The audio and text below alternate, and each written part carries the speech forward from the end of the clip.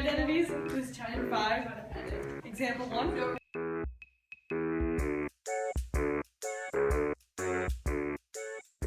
So step 1 to solve a trig identity like this.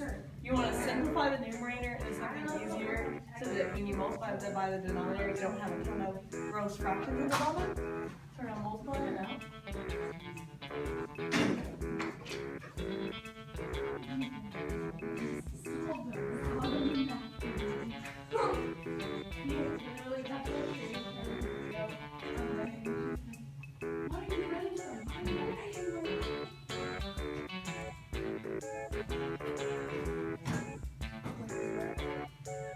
And now, after you have the numerator all multiplied out, this way you can do the distributive property on this. You want to use your trig identities from your Holy Sheet, which you're going to be allowed to have on the final, to simplify this a little more.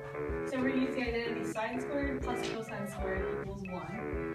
And then, so we get 1 plus 2 sine x plus 2 times tan x plus tangent squared of x minus, and then secant squared of x is the identity 1 plus tangent squared of x plus 2 sine of x tangent of x squared of x minus 1 minus tangent squared of x. The tangent squared of x go away, the 1's go away, and you're left with 2 sine of x tangent of x over tangent of x. The tangent of x cancel, and you're left with 2 sine of x, which is the identity.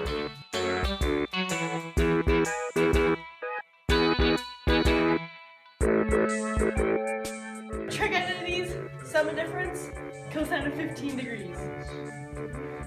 So in order to solve this problem, you need to turn it into two angles that you know how to solve.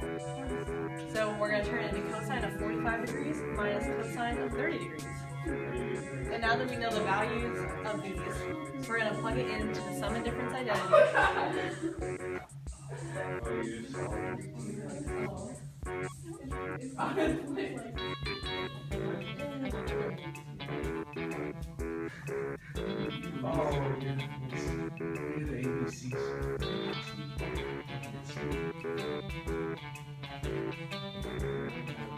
This is on your Holy Sheet, which you will have on the final. And then now that you know what these are from the unit circle, you just fill those in with the values and solve.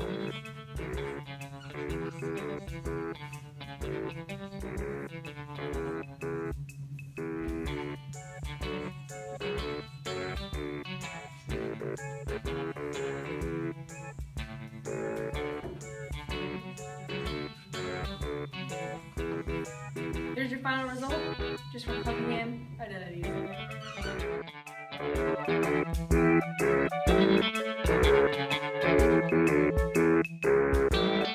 Trig identities, part 3, double angle identities.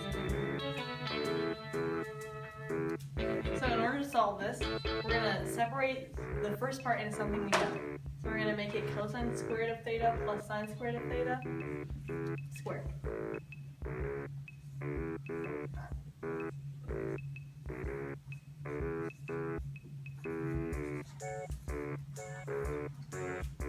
And now that we've multiplied that out, we're going to use the identity for cosine squared of theta plus sine squared of theta, which is 1, multiplied by cosine squared of theta minus sine squared of theta. And cosine squared of theta minus sine squared theta is an identity, which is on your Holy Sheet, which is cosine 2 of theta, which equals the right hand side. And that's how you prove a double angle identity.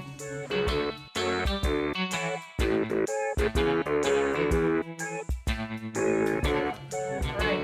So, helpful hints while you're on your final. The Holy Sheet will be available during your final, so you don't have to worry about memorizing them all. Number 2, the power reducing and half angle identities will not be on your final. And number 3, every identity is like a puzzle.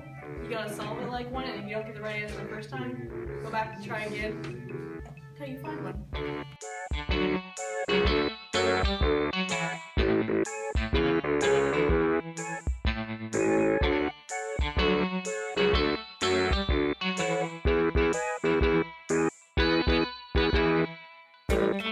Bye.